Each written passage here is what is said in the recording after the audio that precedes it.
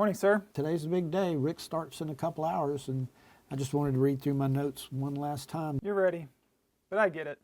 My year as chairman turned out to be a crucial year of change for the agency, didn't it? Yes, sir. The Advance Act, the executive orders. We had a lot of change at the agency. New faces, both staff and at the commission. Even you changed roles a few times. We endured a lot. We had to respond to a lot. We had to react to a lot, and in real time, too. But I believe we did it well. Well, I know you made a difference to the people here. Do you need anything? I don't think so, Charles. I'm just going to read through my remarks one last time. I'll leave you alone until it's time to head over.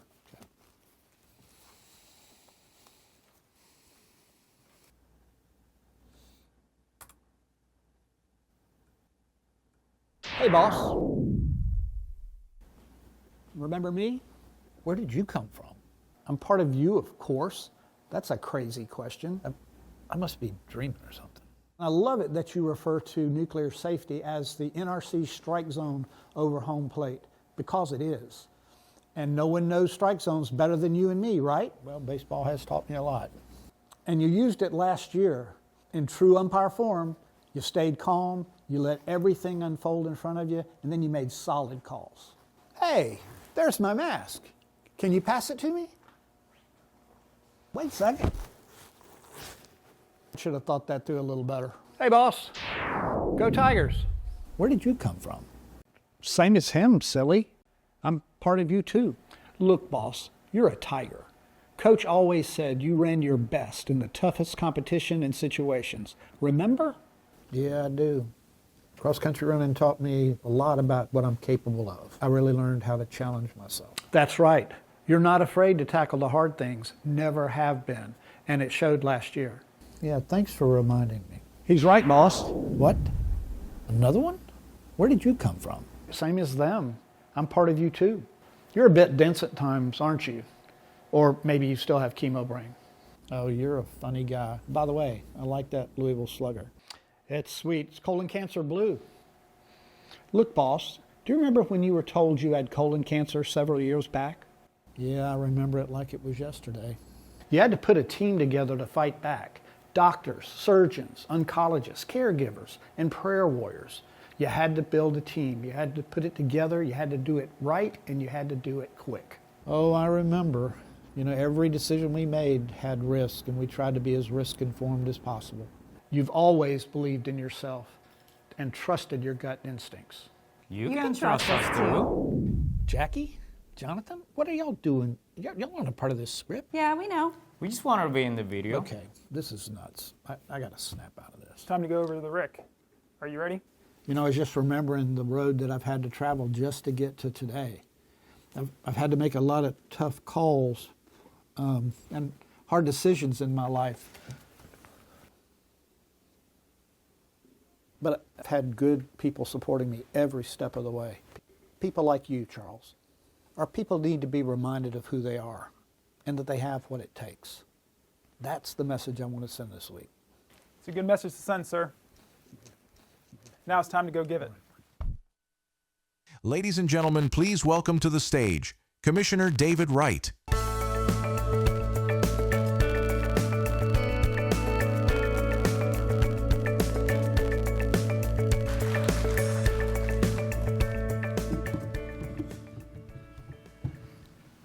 I feel really short. All right. Well, thank you very much for the applause and the welcome. Good morning, everyone, and thank you for being here. I'd like to add my personal welcome to each of you for attending the 2026 version of the NRC's Regulatory Information Conference. It's going to be a great week. You know, I believe the NRC is becoming the place for the cool kids on the nuclear block to work. By that, I mean we're not the same old NRC. We're a new NRC, the place to work if you want to be a part of enabling a nuclear future. I hope you enjoyed the Dave Dreaming video. Its purpose was to remind me of the events in my life that have influenced my path and helped me during my year as chairman. As always, a big thank you to Leon and Kyle and Kevin from AV for your help in making my initial idea and draft script come to life. You know, we really do have a lot of fun making the videos for you each year. Those guys are a very talented group, and they're the ones in the back smiling right now. So thank you again, fellas. The organizers of and the staff behind everything RIC this week have worked incredibly hard to make this a seamless event for you. And a huge thank you to each of them. And while I'm at it, to all the security personnel, thank you for keeping us safe this week. I know I'm not the easiest guy to keep up with. I move fast and I can disappear pretty quickly. In fact, I believe last year my code name was Running Back because I've been known to break through your defenses from time to time. All of the security personnel do a great job for us, so when you get a moment, thank them for the work that they do. In fact, if you don't mind, let's give the RIC organizers and the security personnel a round of applause right now.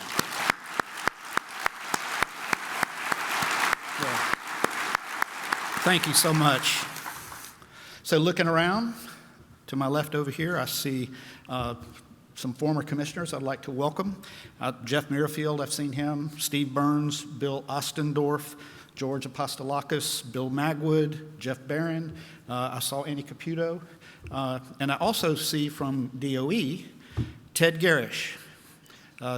He's Assistant Secretary for Nuclear Energy at DOE, and he's been a long-time friend and mentor of mine, so welcome. Welcome to each of you, and thank you for coming. Now, before I proceed any further, let me address my year as chairman for a moment.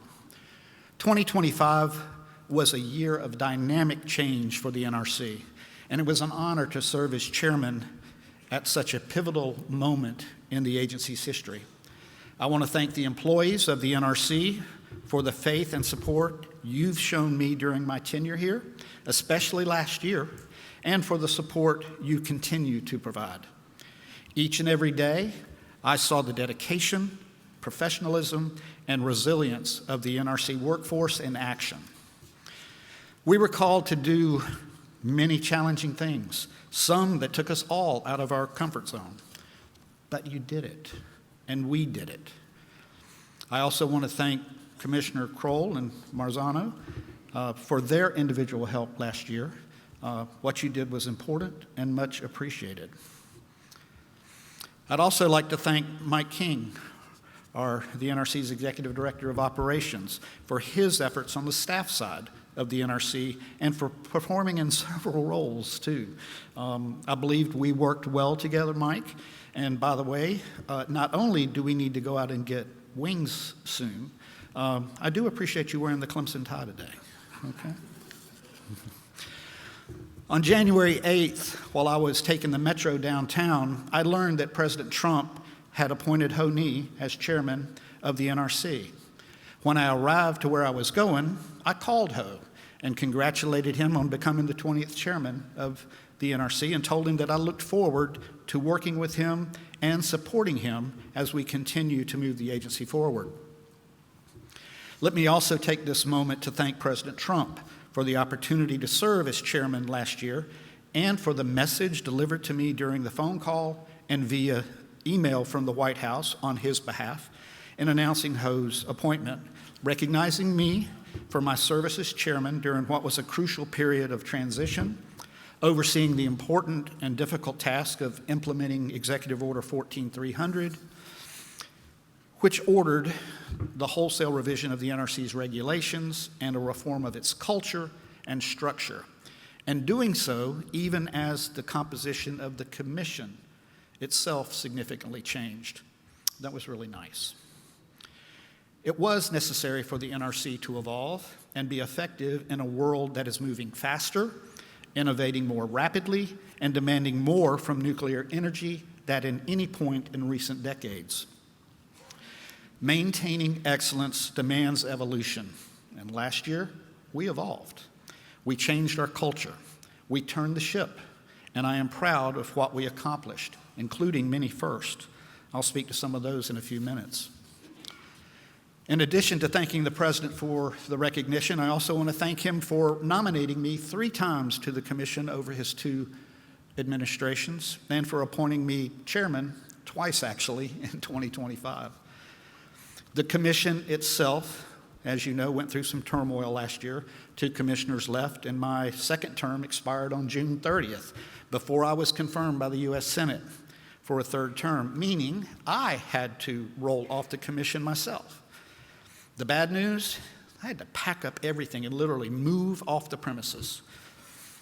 The good news, fortunately, I was confirmed for a new 5-year term on July 27th, and I got to come back. I'm very grateful for that.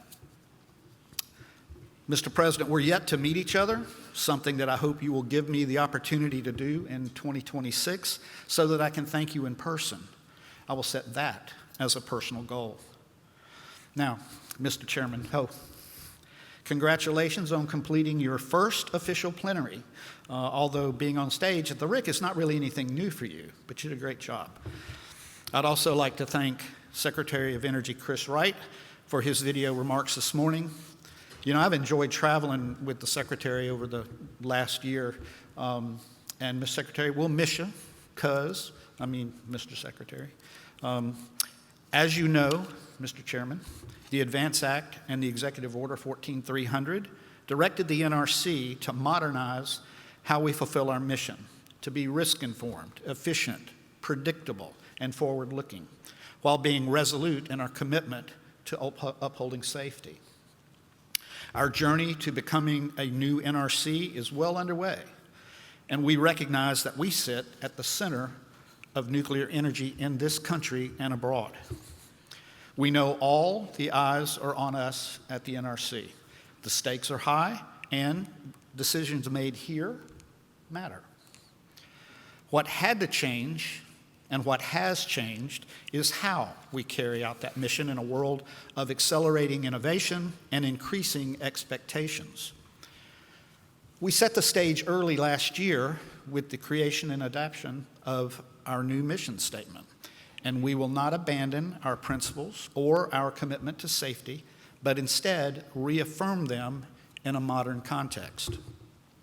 Mr. Chairman, 2025 was a year of profound change at the NRC, and I have no doubt that under your leadership and with the support of our fellow colleagues, the NRC will continue to confidently move forward in 2026. Speaking of our fellow colleagues, we have a full commission again, and that's a really good thing. To you, Mr. Chairman, to Commissioner Brad Kroll, Commissioner Matt Marzano, and Commissioner Doug Weaver, our newest addition, who was also voted out of committee last week for a new 5-year term beginning July 1st. Congratulations. Thank each of you for your willingness to serve this country and for your sacrifice and the sacrifices of your families, too, in order to do this job. I look forward to working closely with each of you to advance our mission, strengthen this remarkable agency, and continue to make great things happen at the NRC. In addition, and on behalf of my team, Team Wright, I want to thank each of your staff members for the way they work and communicate with our office to advance the agency's mission each and every day. And speaking of Team Wright, my team, the best team in federal government, thank you for all you do in support of me, the NRC, the American people, and in support of each other. Charles Kreuzberger, Kim Laura, Champa Rajapakse, Mandy Maurer, Jackie Storch, Jonathan Marcano, Travis Jones, Mike Benson, and Kevin Kwon. Y'all are simply the best, and it's an honor to work with each one of you. I have a special thank you to Suzanne Dennis for leading Team Wright last year, and to Jill Shepard and Jim O'Driscoll for their work last year as well. And by the way, Commissioner Weaver, we missed Jolisa McLeod too, and she's in your office now. Now, it wouldn't be a RIC plenary without me giving a quick family update. This year is a rare RIC for me because none of my children are expecting or have given birth to a new grandchild in the past year, and that's okay. That's okay. They're way too busy keeping up with the little ones anyway. My mother, who will be 95 in July, is the longest living person in her family's history, and the longest living on the right side, too. Her parents gave her, her brothers and sisters, some amazing genes for living long lives. Genes I hope she's passed on to me and my sister too. Mom had a hard few weeks back in between Thanksgiving and Christmas. In fact, she gave us a really good scare. But she's a true fighter, and she's recovering well now. I will tell you that she's one tough cookie. One tough cookie. My newest granddaughter, Hadley May Wright, a gift from God to my youngest son, Andrew, and his wife, Morgan, just over a year ago, is the youngest addition to our family. She's quite smart, and she walked at 8 months. I told my son she won't sit down again till he buys her a car. Those two blessings of our family, on our family, of my mom and of Hadley May, allowed me the opportunity to take this picture of the oldest and youngest living Wrights at Hadley May's first birthday party last month. I have no doubt that this picture and others like it will become even more meaningful to our family in the years to come too. My oldest son, Austin, his wife Christine, and their 2 children, Hank and Nellie, are living their best life in Little Rock, Arkansas. They finished a big outdoor kitchen and deck remodel recently so that they could entertain a lot more than they had been able to, which they did when Pawpaw visited them the week before Christmas. My oldest daughter, Kimberly, who like me is a colon cancer survivor, continues to teach kindergarten and educate the future leaders of the community. Aunt Burley, as she is known, is the best aunt any niece or nephew could ask for, too. Last month brought homes in South Carolina some very cold temperatures and a rare 6 to 8 inches of snow. And as most teachers are, Kimberly and her crew were very well prepared. Talk about having to be prepared for anything. Oh my gosh, my youngest daughter, Courtney, and her husband, Bucky, they're the parents of the majority of my grandchildren. Addison, Ty, Hannah, and the twins, Caroline and Wyatt. One thing's for sure, something is always happening at the Hudson household. And speaking of the twins, you may remember when they were born right before the RIC 7 years ago. They're a busy pair today and involved in everything. They love dance, soccer, and especially after school with Aunt Burley. They don't miss many opportunities either. Recently, a group of monks embarked on a Walk for Peace pilgrimage on foot from Texas to Washington, D.C. They drew thousands of people in every town they walked through along the way until they finally arrived at their destination here in Washington, D.C., right before Valentine's Day. This picture was taken about 6 weeks ago when the monks, along with a dog named Loka, who joined the monks on their walk shortly after they crossed the border at the Texas line, they walked through my hometown in South Carolina on their way up here. More precisely, their route took them to within a block of where the twins lived. So Caroline and Wyatt came out to support them, and one of the monks stopped and gave each one of them a flower. How cool is that? I get a lot of strength from my family. Because of them and through them, my purpose is more defined and my resolve greater.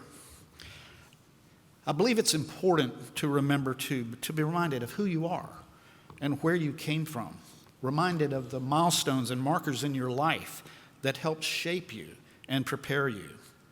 Remembering those things can help bring you through difficult times and challenges we all certainly will face, and can help re-engage you with the strength and confidence you may have forgotten was already within you. As I mentioned earlier, I drew on lessons from my own life this past year, times when I had to learn and practice real patience, times when I had to put in the work and the time in order to get a little stronger or a little faster, times when I had to confront life and death challenges and make difficult decisions quickly, times when I had to rely on God's grace and the help of others in an effort just to stay alive and help my daughter stay alive. For me, 50 years of umpiring the game of baseball, my years of running long distance at Clemson University, and my daughter Kimberly and my battles against colon cancer showed and taught me things about myself that I did not know were in my DNA. Being a baseball umpire isn't for the timid, especially when you're behind the plate with 90-mile-an-hour fastballs coming at you.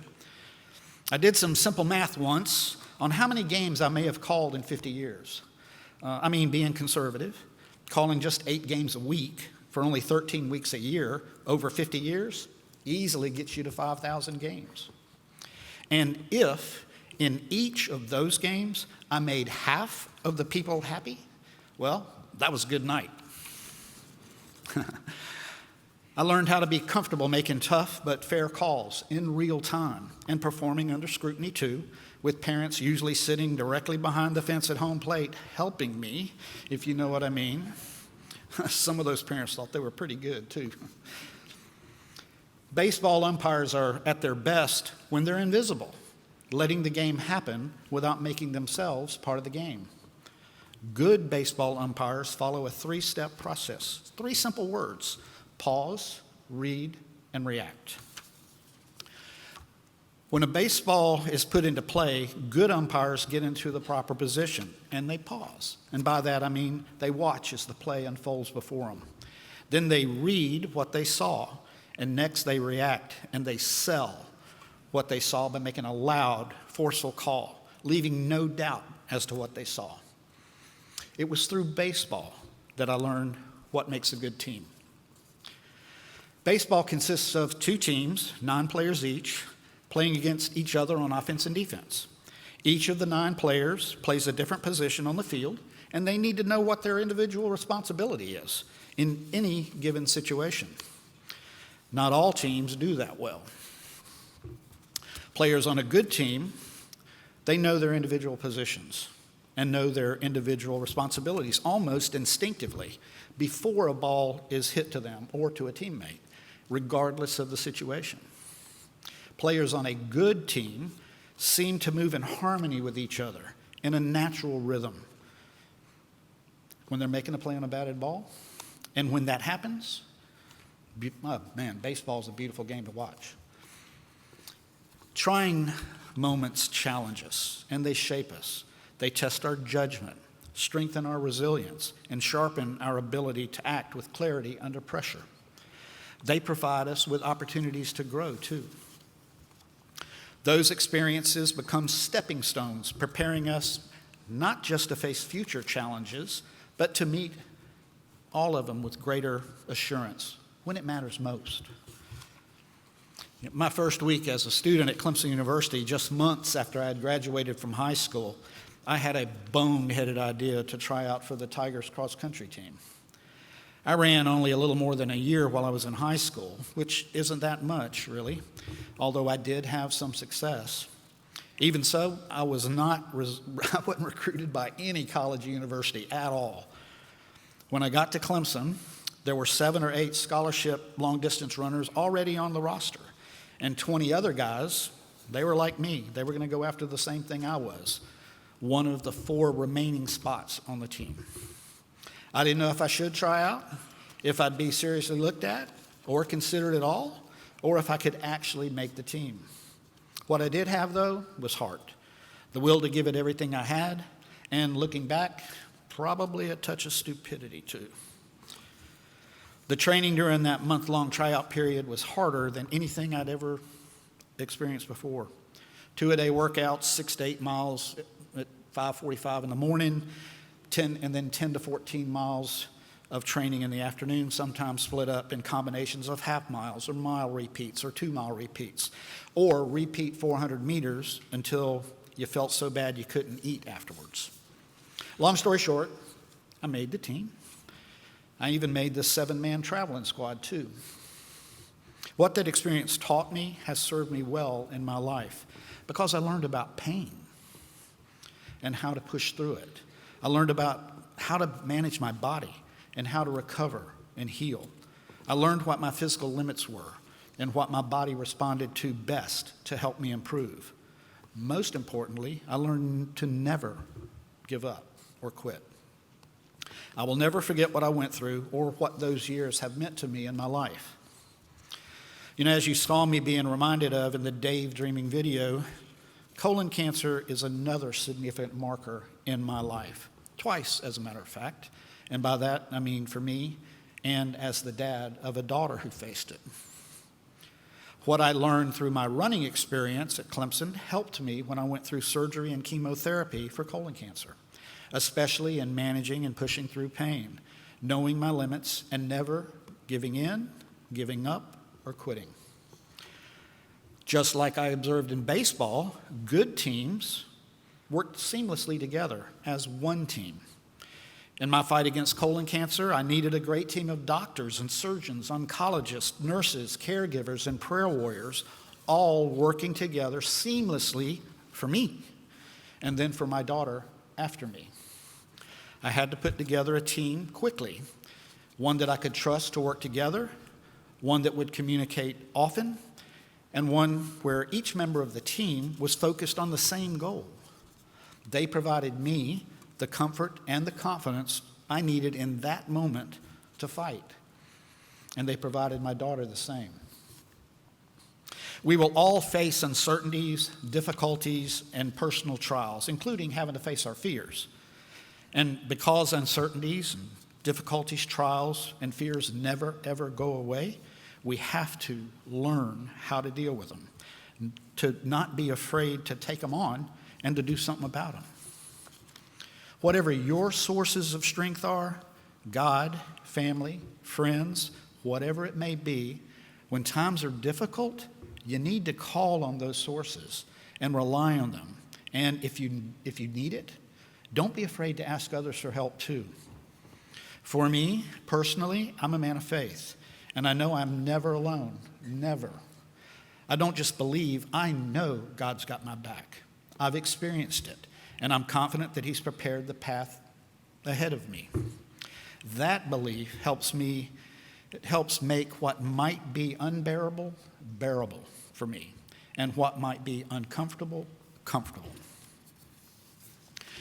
In addition to my family, I also draw strength and confidence from you, my NRC family. Throughout the past year, I often found myself reflecting on the moment we were in at the NRC and the path that brought us where we were. There was plenty of fear and uncertainty inside the NRC last year. The agency faced record-high attrition with significant losses across mission-critical disciplines at all levels, including senior leadership. As a result, succession planning went out the window, right? Workforce pressures grew as rising demand for specialized technical expertise increased from outside of the agency. Many retirement-eligible employees opted to retire, and the need to train staff to review new or novel technologies alongside established systems grew. Although the agency suffered losses, the NRC did not lose its way or the ability to perform its mission. Instead, everyone stepped up. Everyone. Employees with decades of service stepped up, taking on new roles and new responsibilities. Employees with less run time at the agency rose to the occasion, forging their own path and began creating their own legacy. You turned the ship, and you should take pride in what you accomplished too. So, just how did a nuclear safety regulator meet the moment, modernizing at the pace of innovation while remaining committed to following its North Star, safety, our strike zone over home plate? Well, again, you leaned in, you rolled up your sleeves, and asked some difficult questions about our processes, our structures, and our culture. You assessed whether systems designed for a different era were still serving today's needs, and you did it with confidence and conviction. You focused on modernizing licensing frameworks to better accommodate advanced technologies. You focused on improving regulatory predictability and transparency and enhancing coordination both internally and with our federal partners and with our international counterparts. You should take pride in what you accomplished because this evolution empowered and energized the agency to achieve some remarkable accomplishments. Here are just a few. In the area of materials, you completed more than 100 licensing actions covering facilities, new fuels, and storage and transportation. The NRC also conducted over 150 inspections across fuel facilities, storage sites, and transport operations. Specifically for new fuels, the NRC approved 6 fuel facility and 4 transportation applications. The agency streamlined oversight for advanced fuels, including HALEU, and are actively engaging with applicants preparing for fuel cycle licensing, and we continue updating guidance to match new designs and enrichment levels. Staff issued a first-of-a-kind license for DISA Technologies in just 6 months, half the usual review time for a groundbreaking uranium mine waste remediation technology, which addressed a priority for Congress, tribes, and other stakeholders. In the reactor arena, the NRC accelerated licensing for advanced small modular and micro reactors, achieving milestones such as NuScale's early standard design approval, fee reductions for micro reactors, expedited timeline reviews, and extended design certification from 15 to 40 years.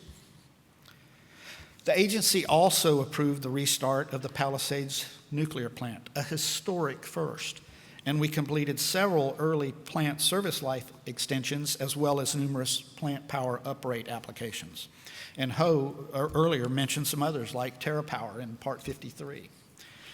On the fusion front, the NRC is developing a technology-inclusive framework to position the U.S. as a leader in this emerging field. You got some important things done on the mission support side of the agency, too. The agency established a new qualification program governance framework that standardizes how qualifications are developed and overseen, improving the consistency, transparency, and accountability of NRC training programs while ensuring agency-wide operational needs are fully supported. We are underscoring our commitment to be a partner in progress in some pretty unique ways, too. For example, the agency is collaborating with NASA in support of its initiative to develop and deploy a nuclear fission power system on the moon by 2030 by working to strengthen the nuclear supply chain, expanding opportunities for small businesses while advancing the NRC's mission to enable the safe and secure use of nuclear technology. And in less than a month, the agency will deploy Nexus, an agency-wide system that streamlines workforce and project management, strengthens strategic workforce planning, optimizes resources, and boosts coordination across the NRC. Most impressively, you accomplished all of this even as we navigate a nuclear energy landscape that is changing faster than ever.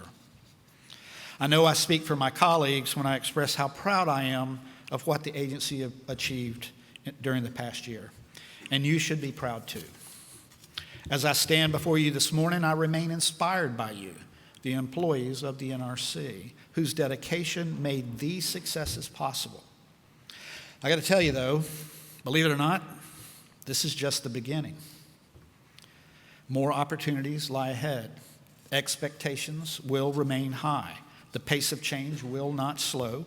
Our regulatory approach must continue to evolve, become more efficient, more responsive, and more agile.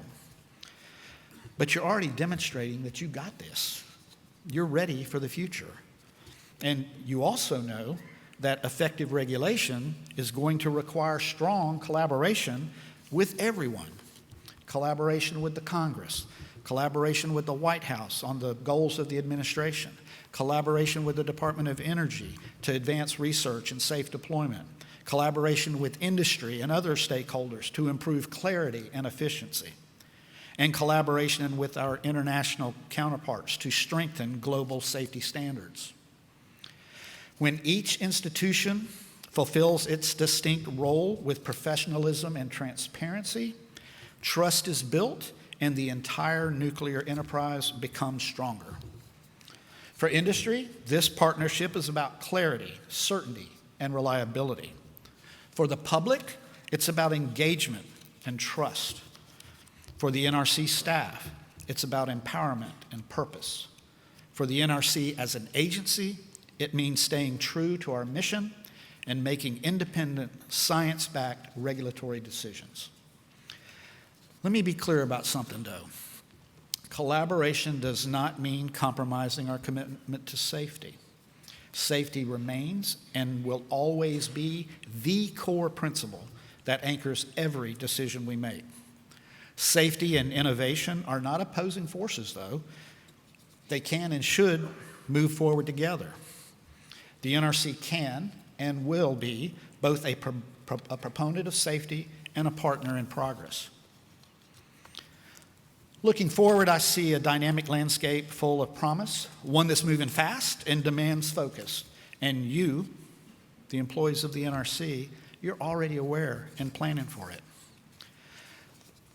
The NRC is anticipating a significant wave of new licensing activity for advanced reactors, new fuel cycle activities, and the expanded use of existing nuclear technologies.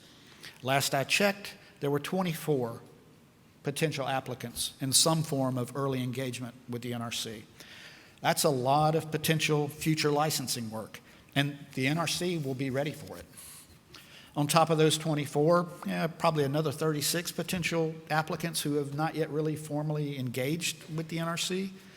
Together, that represents more than 60 potential applicants. Now, regardless if they all materialize or not, it's still an exciting time to work at the NRC. The future is unfolding right before us, and the NRC stands ready to support whatever the future brings to us. We will not be the roadblock. In addition, the NRC continues to advance our commitments under the ADVANCE Act and Executive Order 14300 with a comprehensive agency reorganization designed to focus our resources on top priorities, strengthen our technical capabilities, and boost the efficiency and agility of our workforce to meet emerging challenges. These are substantial undertakings that will shape how we carry out our mission for years to come, and they are possible only because of the professionalism, expertise, and commitment of you, our dedicated employees. You continue to deliver on core responsibilities, even as you've had to integrate the work of change itself. You have the experience of the last 50 years to guide you too.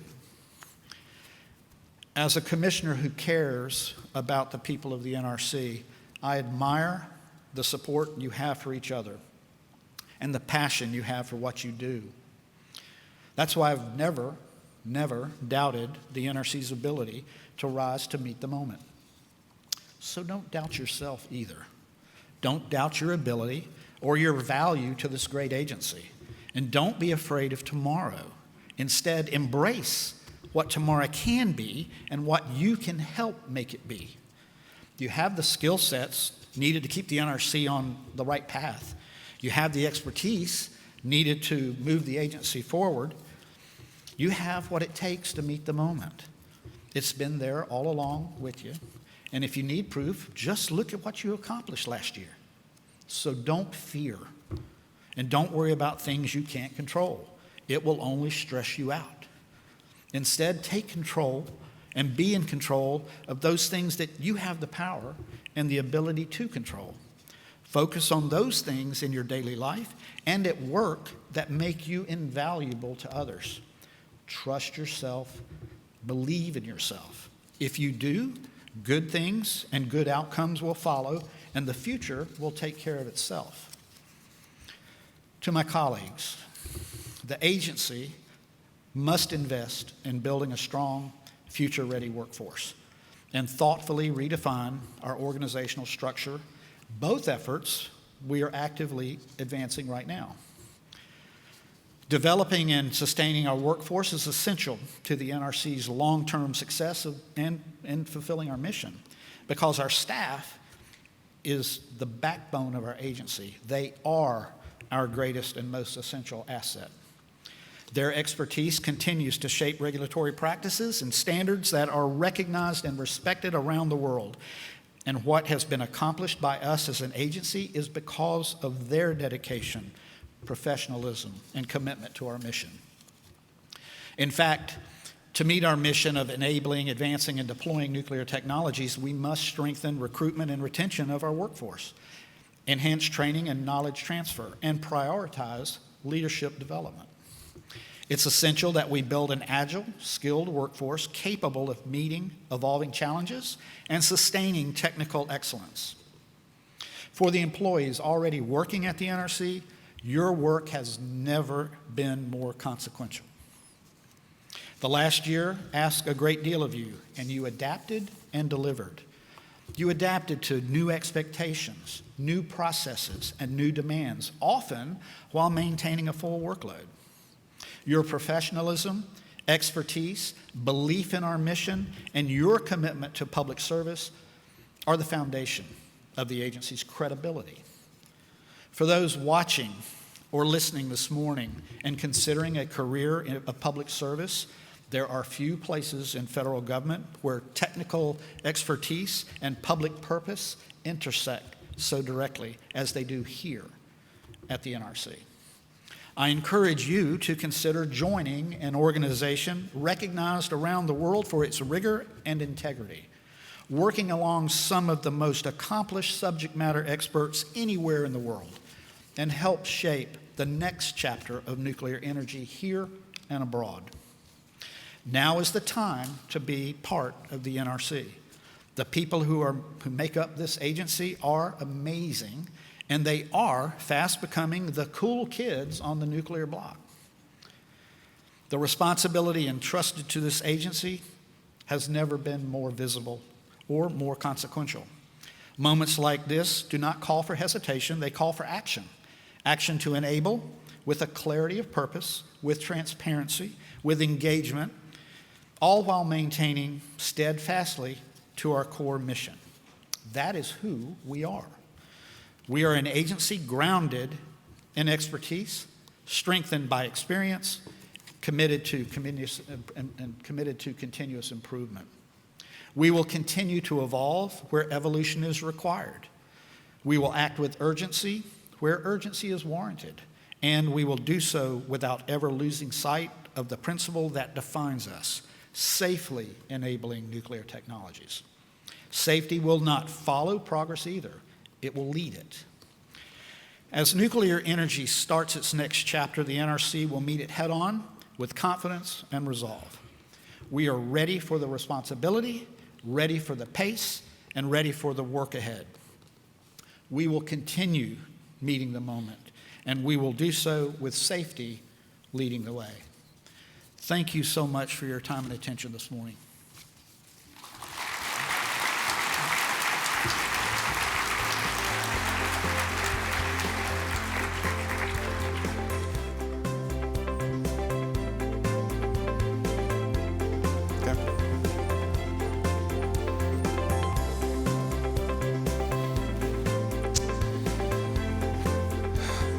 Okay. Well, thank you, Commissioner, for those remarks, and I always enjoy seeing what you and the AV folks can put together there. So we don't have a lot of time left in this session, but let's try to hit a couple of questions here.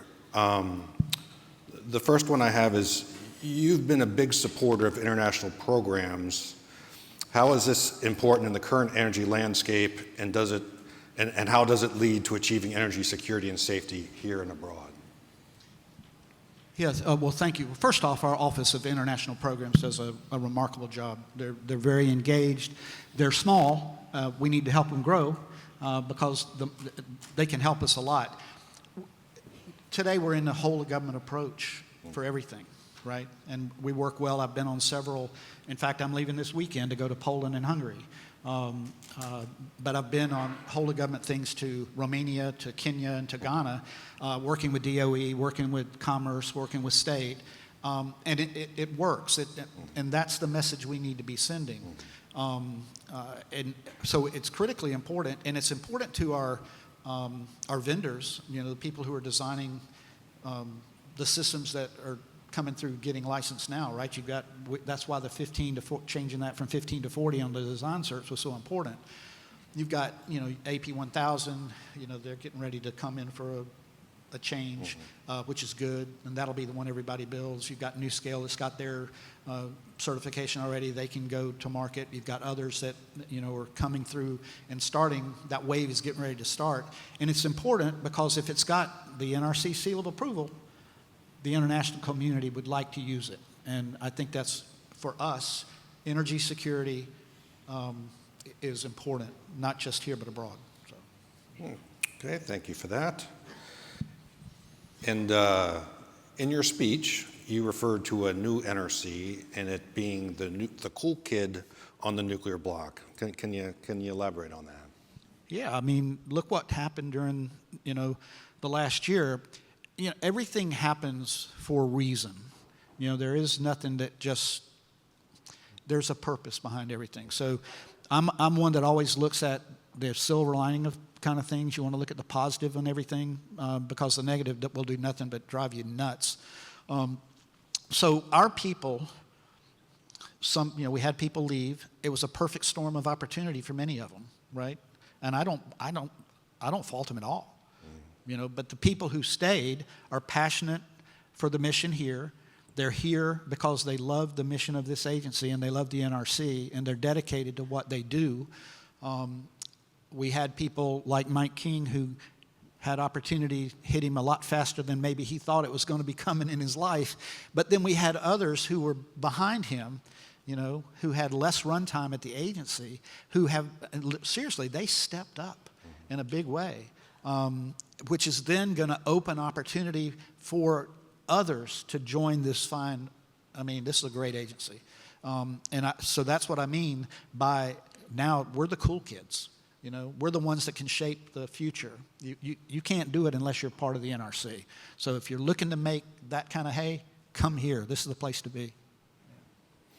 Okay, well, great recruiting pitch. I think that's a good place to end it. And thank you again. Thank you so much.